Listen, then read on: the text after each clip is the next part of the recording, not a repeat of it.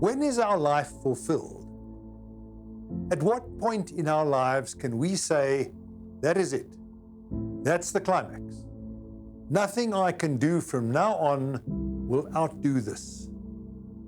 I have given what I have to give. I can let go. For some, it's when they're enjoying the full light of popularity. For others, it's when they've been totally forgotten. For some, it's when they've reached the peak of their strength. For others, it's when they feel powerless and weak. For some, like artist Gustav Klimt, it's when their creativity is in full bloom. For others, like Vincent van Gogh, when they have lost all their confidence in their potential. Starry, starry night, paint your palette blue and gray. It's hard to understate the unrelieved misery that was Vincent van Gogh's life. He staggered from one disaster to another. Lost jobs, failed careers, troubled relationships. In his entire artistic career, he sold only one painting. In the end, he killed himself. Yet today, his art elicits tremendous acclaim worldwide. It's really hard to reconcile the despairing man with his exuberant creations. In a painfully short career, it was only 8 years, Van Gogh revolutionized art. His colors seemed to leap off the canvas. Brilliant blues, glowing greens, luminous yellows. Van Gogh's palette never ceases to astound.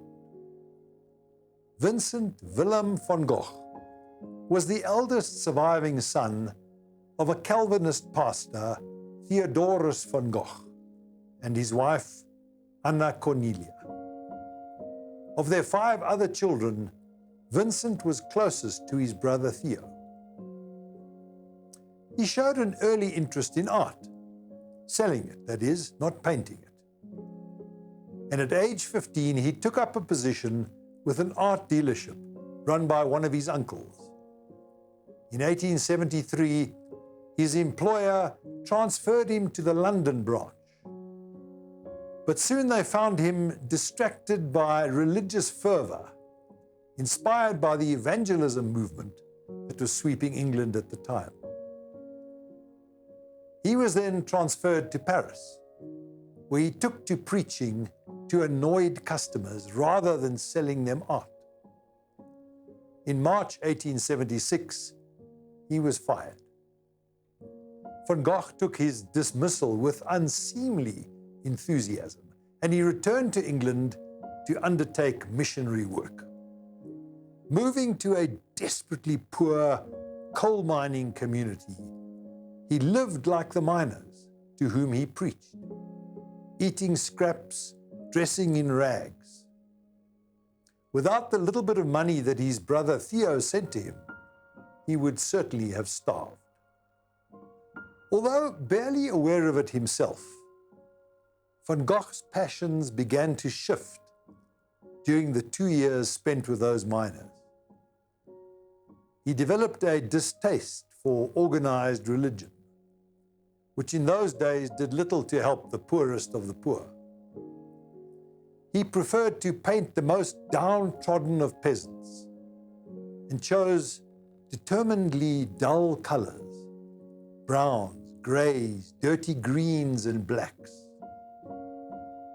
His restless spirit eventually tired of country life, and so on the spur of the moment, he just hopped on a train for Paris in March 1886.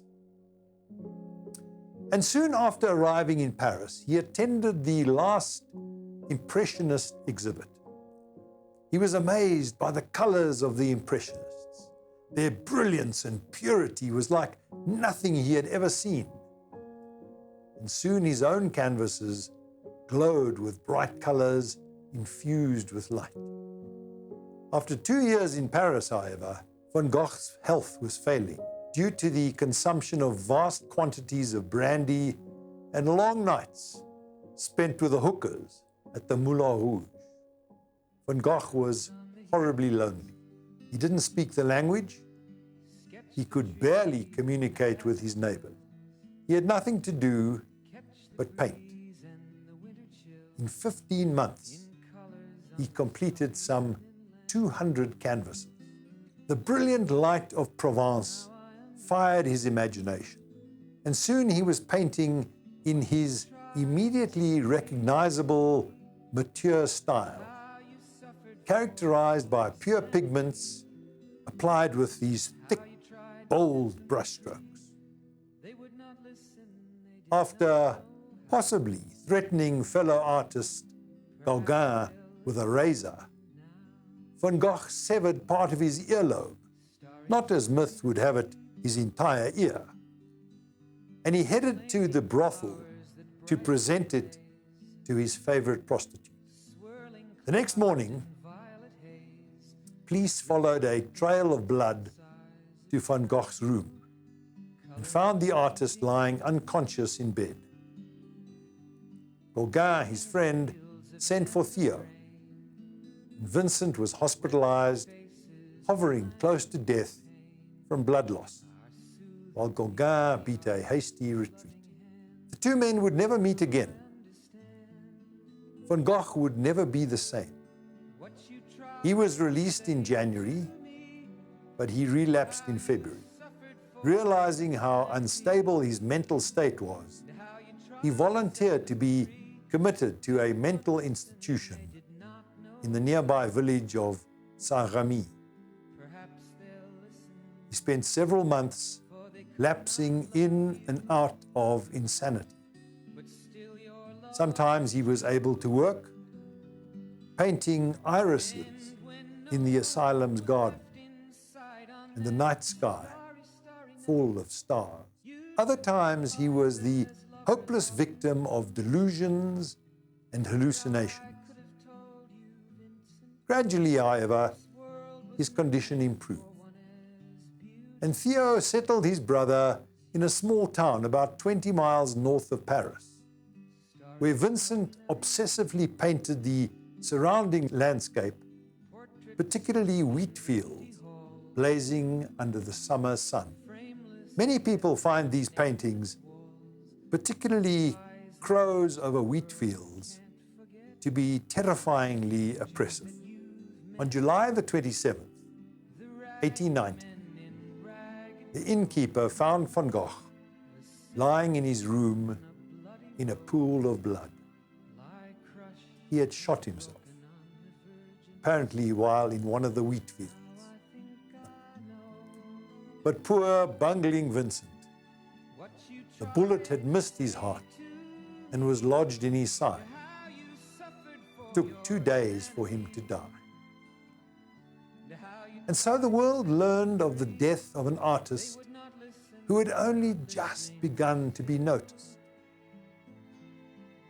He had only sold one painting in his entire life.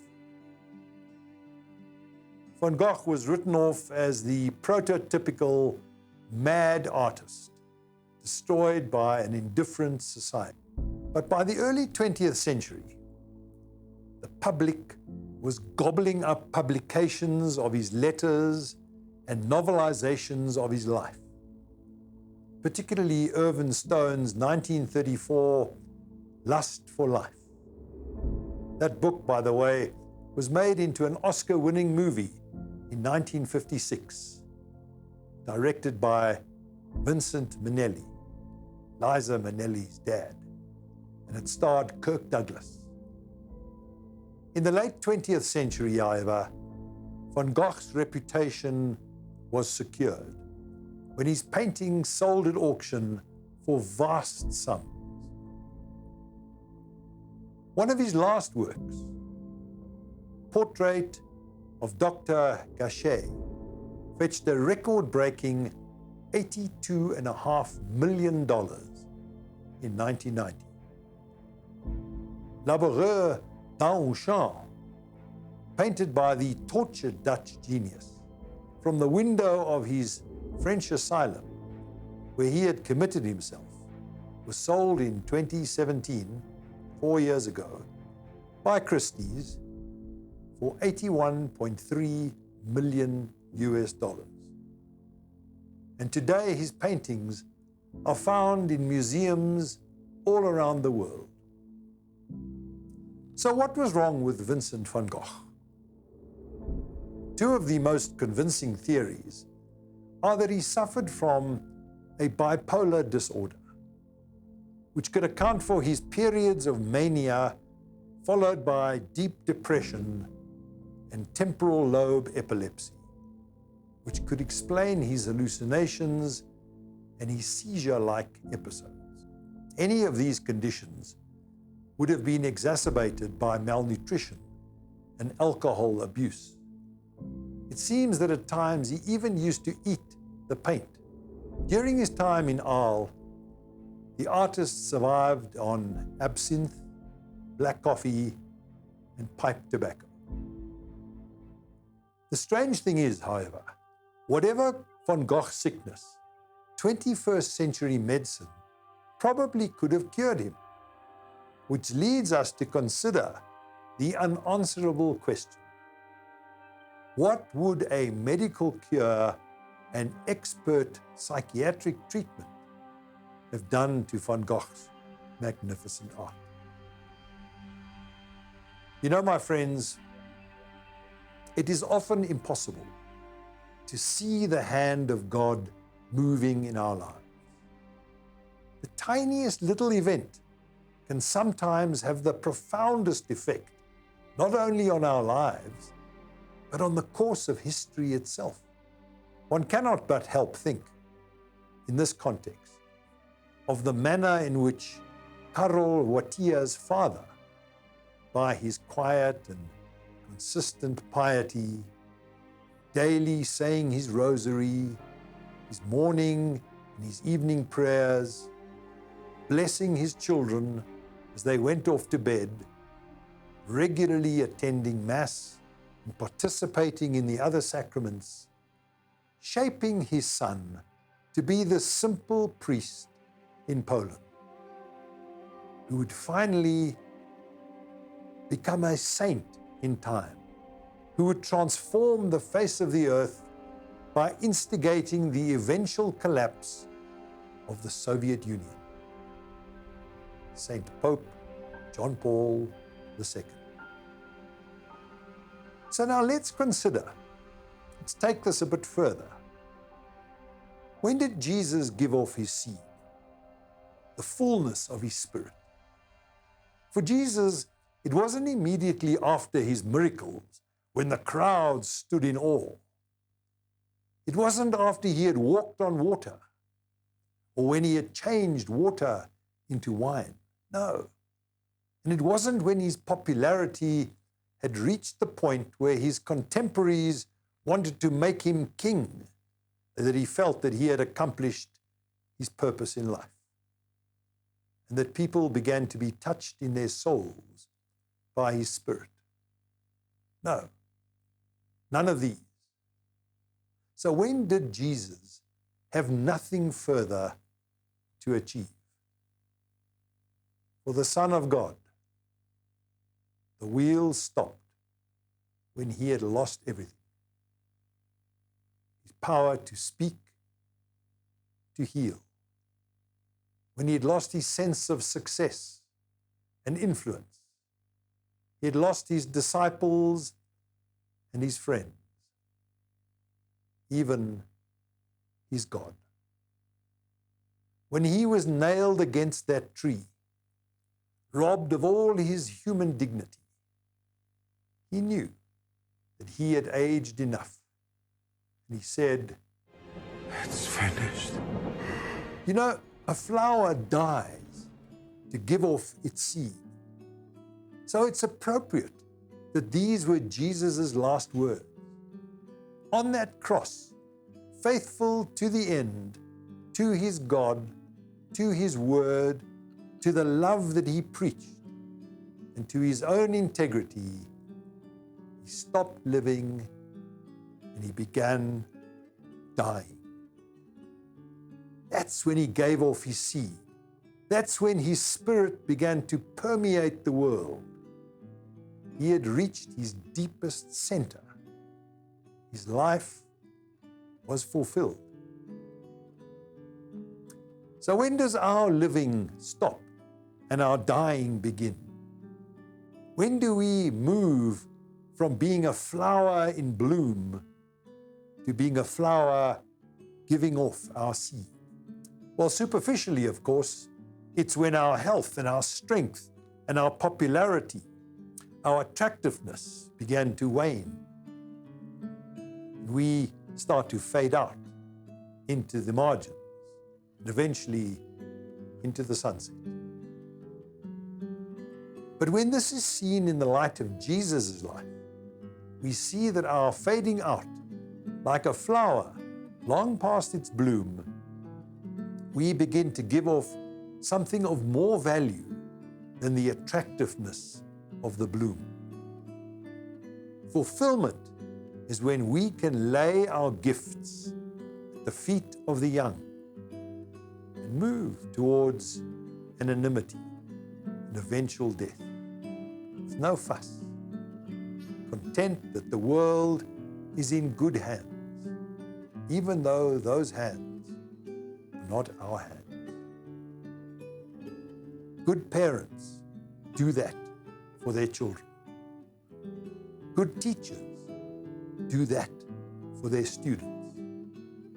Good mentors do that for their protégés. They just let go. God bless you.